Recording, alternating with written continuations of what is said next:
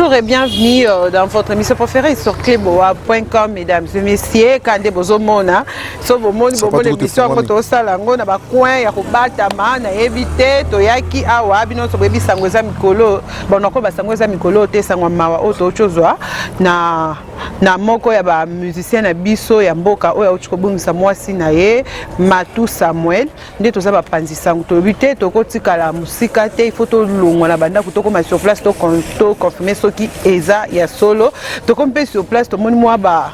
toyeba te tellement toyaki tokuta déjà ba tumsu bazalaki wana nde tobaki te tozwa parmi bato bazalaki tokutaki bandeko bazalaki belé ba Yves ba Jérémy ba botalatala tokuti bango tobi pourquoi botelemi ba caméra zo fongwa mate eza nini nde tobaki te tobengi na ndinga mpanzi parce que tokuti ba soda bazali tozoyeba te maman confi c'est vrai ou c'est faux mais avant to banda na kopesa mbote na batu nyonso bazo continuer ko s'abonner na Cleboa. Merci à de la nation, merci à Pichu Mangaya, Boss Lady, bonjour Julien. Losako. Boni botalatala. Na wona kala. Ngulusu ngulu Nene libala ese munene. Merci beaucoup tous en matanga. Ouais. Merci beaucoup na Cleboa. Cleboa. Merci beaucoup à de la nation, tonton Banda. APC Mbote. Pour ya ibinda ko skana vanda. Ah ok. Tonton Banda epi. Ah. OK. APC Mbote APC pe Pichu Mangaya. Na mona ye na groupe bas ya gabana basele.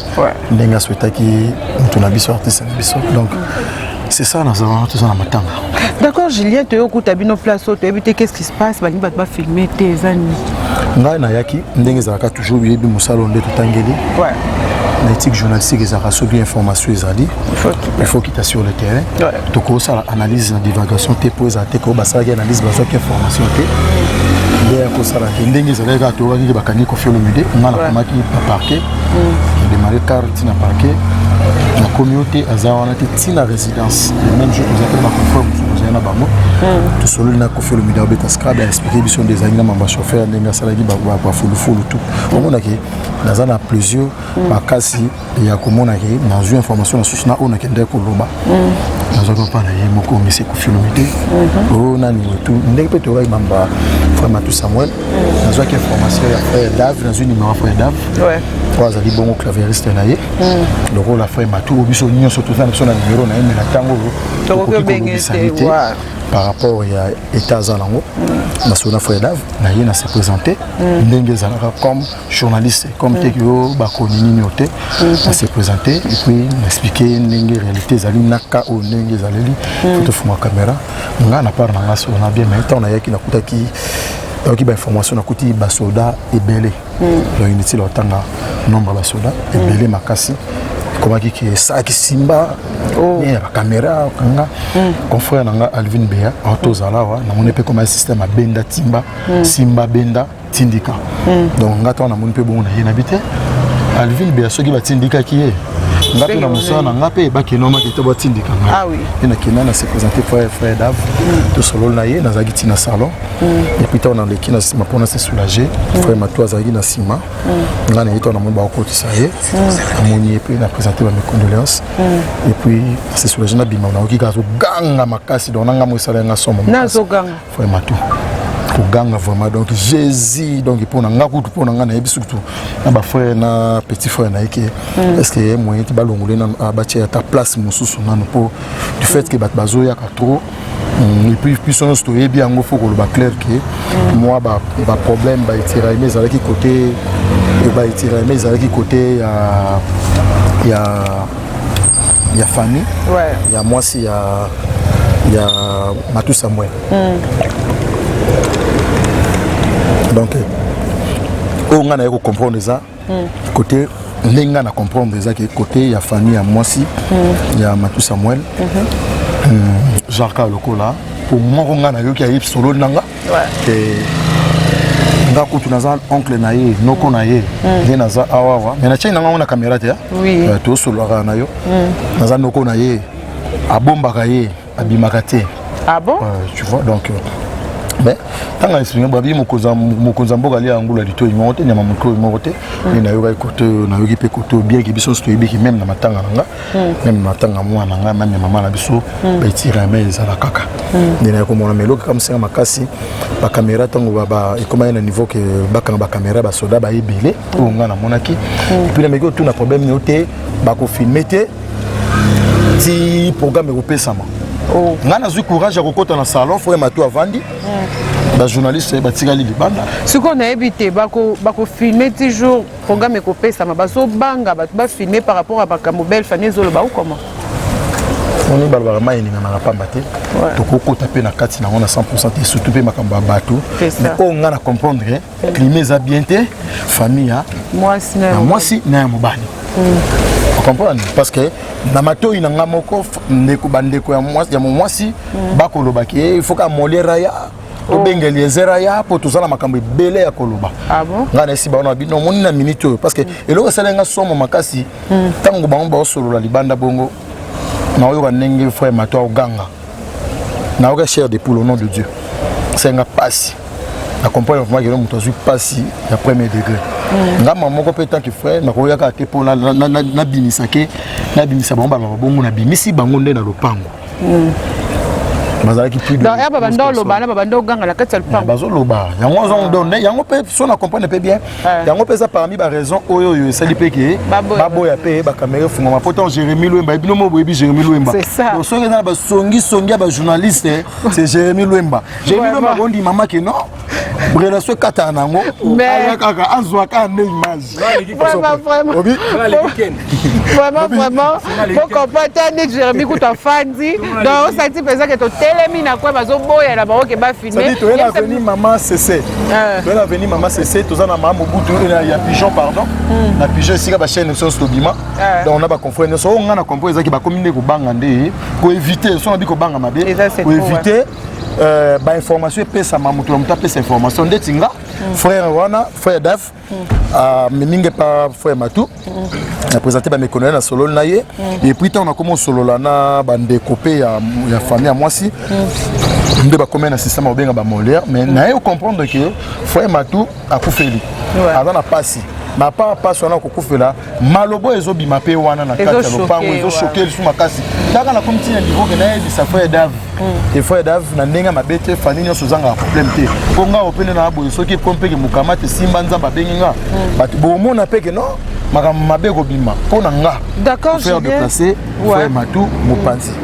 d'accord Julien ce qu'on a ndengo yaki na ndengo yoki makambo ndenge so kende ba expliquer maman bela ki ou comment ou des amours ndenge na yaki na bosene ba terme médical ba terme ba médecin na kanyango vraiment te o nga na yoki nde na tunaki ba proche ya famille ba bisinga ba biki mama zalaki na Grèce na motema c'est comme matin mingi si je me trompe pas Grèce oui na motema ndo ça be tufuma ba doko mo bongo na ndaki na umeli pe na malaki OK akufeli na ndako bia kufela no akufeli na Ngalema na 4h du matin bakufi na 4h du matin oyoyo ba pesenga kombo na ye si je me trompe pas Glody France Matou babengaki ma messala comme maman Kapi baza na avenue Bobozo numéro 2 ozomwa musala vous comprenez on a venu Bobozo numéro 2 na quartier Upene dans la Upene na commune Ngalema dans la qui on a résidence na Upene te na pigeon na pigeon pardon non na Upene te c'est l'explication nationale mon année aisinga bana pigeon effectivement pesa pigeon Upene ezakuna OK donc c'est après ça comme de l'histoire donc c'est ça mais au moins que donc ya ngani na comprendre déjà que moi ba problème oza na kati maman azaki malade déjà ou il dérangeait qui malade ou melaki ce qu'on malade yango apparemment des familles ba le belonzera bando abela ki famille bando ya te ba onga na yoki ngo na po frère Matou vraiment ça merci mes condoléances merci beaucoup merci babina ma yomela te ata kolia oliati donc place yango zo mona ke place on kutuke moya ko mema musalo vraiment ndenge zalaki te ke ya ko gugu makasi te po moni muto za na passe ya premier degré ngana zo mona ndenge muto zo kanga ba mire zo kanga ba rideau zo mona ke biloko bongo Jérémie ya soit fungola pas et yindi. Vraiment merci beaucoup, merci Botalatala, mes condoléances. Mais au moins il y a tomboke na ki frère. Ah non, tout le monde na yekunda ko. Na dangeli frère wana makaso mona loko ba biso ba journaliste, biso na biso to bomana makasi parce que na yebite so na tango ndeko comme na ndoko ngona. Gaël. Ah. Azala alinga azala ndi attaché de presse ya na tango nde ya frère Matou. Azala attaché de presse na ye. Famille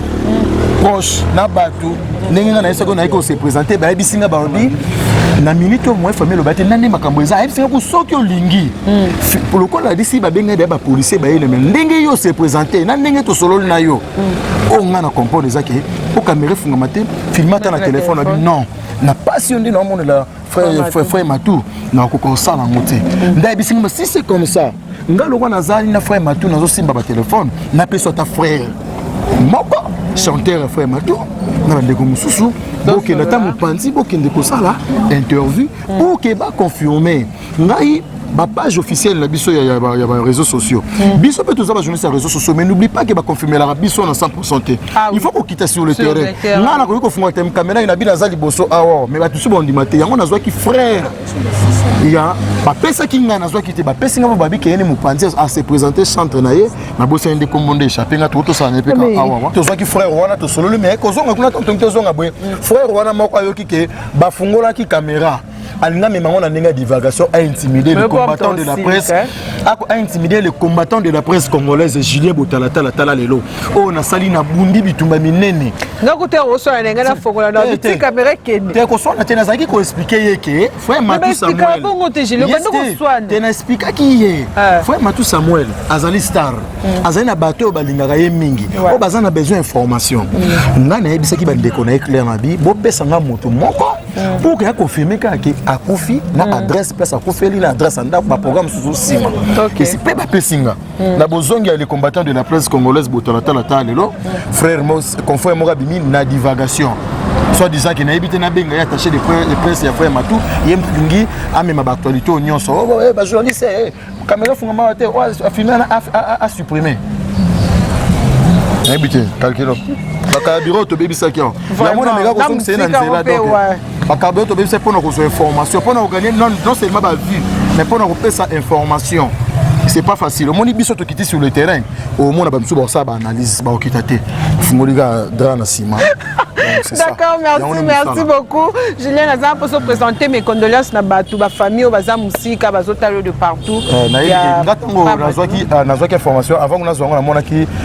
maman pasteur charmante Maswaku a benga nga pona ngoye par regretter makasi serve bon on se ba fille ba ro masolo ba frère sœur Violette Dinganga na sac na 20 000 € na Belgique. Merci beaucoup na ye. Frère Willy Moucheni et peut senga botata na c'est na ok kuna frère Willy Moucheni sœur Bijou Masinga yepe agaole la makasi frère Titi de Bundes merci beaucoup charmante Maswaku ma pasteur merci pour nayo Jolicia nengo sa musala studio na moni vraiment que musala ngoza ndema bwe donc mbage li papa swag mais tanga ku sapate funga mbolo na sapate funga magiti dikola wole la information. D'accord, merci beaucoup. Bon comprendre to zaina pour ça plus explication par rapport à makambo tocho mona parce que to commis sur place babando ngate to fungola ba caméra tellement to ko kuta bato bazaki déjà sur place fa ki ba expliquer biso bon explication ba lobby ba ba linga fungola caméra te parce que pour ba vérité mususu ezaki na sima malgré to ela gangote faut préciser bien na peut mais oui normalement bazaki na posa ba fungola te pona ba vérité mais biso to yaki plus que soit image to like ça batu que oui c'est vrai à Koufi il fallait to comme sur place to like ça bango pona bandeko le binango yo moko ba biso ba fungola cadre na sima babando sala yo moneni donc biso to yaki to zaki sur place bo monde leki ne to ba été to so Botalatala lelo yo a expliquer bango marambozo le cas. Merci na ba frère nyonso na ba sœur nyonso bazolanda biso partout dans le monde. Merci na frère Jolili Atala, merci na frère Emomo, merci na frère Titi, oui, merci na frère Titi de Bundes. Merci. Oui, solo.